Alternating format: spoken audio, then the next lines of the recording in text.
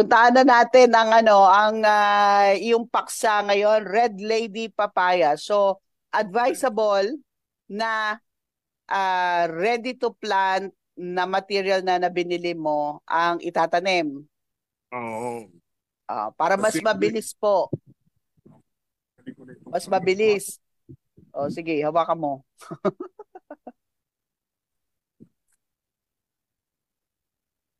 punta tayo. O, Itong aking, sa ano ko ha, switch ko yung, yan. camera. Yung ano ko O, kasi sinasarap. Kasi ito sumusunod to eh. Kaya may pangalan sinasarap ba yung ko mga itong, kambing mo? mm, ito na. O, Ito yung field natin, no, na tinaniman ko ng lansones na 3 okay. meters ang pagitan. Pero in Oo. between rows, 6 meters para may daan ako. Okay. Kung Anong ka? sakaling mag-harvest, Mm-mm. eh, may daan tayo. Anong Ngayon, ka-intercrop mo? habang maliit pa yung ating mga lansones, Mm-mm. eh,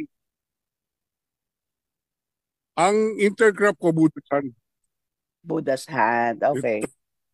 Ito, lansones, budasan, lansonesan. Bago Okay. ngayon, yung in between rows na malaki, Mm-mm. ito, tinatanim namin ng mais, yung mga mabibilis fast crop ba. Bago Ah, ngayon, dito naman okay. sa susunod, papaya na may tatanim natin. Ayan yung papaya. Makakapagtanim tayo dito ng 3 row na Mm-mm. Mm-mm. papaya. Oh, ito yung papaya natin na galing sa Mm-mm. seedling tray bago tatanim na natin sa butas. Parang 3 meters din ang Layo, pagitan. oo. Kasi ang pagtatanim naman, wala namang ano yan. Wala namang mali. Lahat tama kung tutuusin. Mm. Kasi, siyempre, depende na yung kung sino ang Titingin. magtatanim. Kung gusto mo, ganun eh. Wala nang Oo. magagawa. Oo. Yung Bago, production na lang ang pag-uusapan doon. Naging productive ba o hindi. Basta ako oo, tinanim ko yan. oo. O ngayon, Okay. magtanim Pero, tayo ng papaya. papaya. Pero Kuya Hmm. Ramil, yung papaya, habang natatanim ka dyan, yung papaya, ilang buwan yan nakatanim dyan?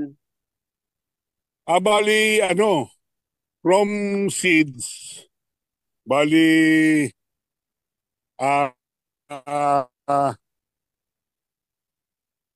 Oh, kaya mo yan, nawawala ka. Nawawala ka ng signal. ah, Masyado ka lumalayo. ang ano natin dyan, sa seeds, 2 months, 2 months lang, no? Ah, Wala ba okay, ako two signal? months. Oo, nawawalan ka Ayan, ng signal. wala ba ako? Oo, Yan, 2 months sa seedling tray. okay. Pero pag Bago ngayon, nilipat mo na dyan, ah, pag linipat mo dito, another, mm-mm. siguro mga 2 to 3 months, nagsisimula ng magbulaklak yan. Ah, okay. And gaano Bali, mo siya pag bumulaklak katagal? yan, bali, Mm-mm. within within 6 months, may ha-harvest ka na. 6 months harvest. Oo, Tapos, ganyan ang, ang ano, tapos, ang tatagal naman siya noon mga 1 year. 1 year. Kasi yung iba pinatatagal pa ng more than 1 year, kaya nga lang parang hindi na productive. Mm-hmm. Kaya ang ginagawa kong simula na nag-harvest ako, 1 year Mm-mm. lang. Okay. Pagka, Papalitan mo na yon. halimbawa, nagsimula ako mag-harvest ng June. Mm-mm. Another, sa next year, June, putulin ko na yung mga papaya. Patuloy na. Okay. Kasi sayang yung itatanim mong bago, hindi na Mm-mm. kayang mag-produce naman nung yung matatandang puno Luma. yung ano, yung luma. Kaya kumbaga, Mm-mm. sayang naman, mag-ano ka na Mm-mm. lang ng ano, ng Magtanim ka na lang ng panibago. panibago, oo, magtanim ka ng Mm-mm. panibago. Ang And by pagtatanim that din time, and by that ng time, papaya, Kuya Ramil, yung mm, yung mga kasama niya na tanim, Budashan tsaka Lanzones, patuloy lang sa paglaki. oo, Ayan. siguro makaka-dalawa na palit ka ng papaya o tatlo bago ka tumigil. Mhm. Okay. Kasi hindi na masyadong maaarawan tong papaya, eh, ano, malalaki na yung iyong Lanzones pagkakataon tsaka sa Luzon. Budashan. Saka yung budasan mo, productive na yun by that time. Okay. Meron Mm-mm. ka nang na-harvest kahit papano. Yung lansones lang, Okay. medyo matagal. Oo, O hintayin mo ito pa. yung pag magtatanim ka ng papaya, Mm-mm. tingnan mo parang may kanina siya sa gilid, Oo nga. di ba? Pero pag May magtatanim kanal. ka ng fruit trees, O, yung pag fruit magtatanim trees, ako, no? yan, Mm-mm. meron ta sa loob. Oo nga. Kasi yung Mm. fruit trees, hindi basta-basta nabubulok ang puno pag nababasa. Hindi Mhm. katulad ng Mhm. papaya Papaya. na pag nabulok nababasa yung puno, nabubulok siya. Kaya dapat hindi Mm-mm. maaanuhan ng tubig. Waterlog. Oo, magkakameron kumbaga mabababa din ng tubig yung puno niya kasi mabubulok. Okay. So, eto, mas mataas, parang may bundok. Tama ba? Mm. Yung fruit trees Oo. mo, yung fruit trees na tanim mo, may hukay naman. May hukay. Oo. Kasi para ang pagdilig mo naman, siguradong doon papasok sa kumbaga papasok yan mismo Pababa, sa niya, pababa. Pababa yung area na didiligan area, mo. oo. Yes. Mm. So, yan po, Kaya tip yan number ang one. isa sa mga style ng pagtatanim. Kasi Mhm. ano eh, at saka pag maliliit pa yung puno mo sa yard mo, parang ano, hihintayin mo mamunga matagal pa, parang sayang naman. Mm-mm. Kaya ano, gumawa ka na ng paraan na mapakinabangan mo yung area mo kahit papano, ano naman siya, Meron mapakinabangan kang, mo yung ah, meron kang kitain. field. Oo. Kumbaga Oo. yung pang kahit na nga yung makakain ka lang, nakakatuwa Mm-mm. na. Oo, bagay. Totoo naman yan. Okay. 'Di ba na yang tinanim mo na papaya may nasa ano ba yan? Black na plastic bag? Hindi, seedling tray talaga. Galing pa Seedling talaga. tray. From seedling tray talaga siya. Okay. Mm. Kasi yung iba baka mamaya nasa itim na plastic bag pag nilipat tanim kasama pa rin yung plastic bag eh. Oo, yun. Dapat tatanggalin yun. Yun ang mga ano. Dapat tatanggalin. Kasi yung iba, linilipat pa nila sa plastic bag para makabuelo ng laki. Mm. Eh, sa tingin ko naman, medyo pwede na itong pang field.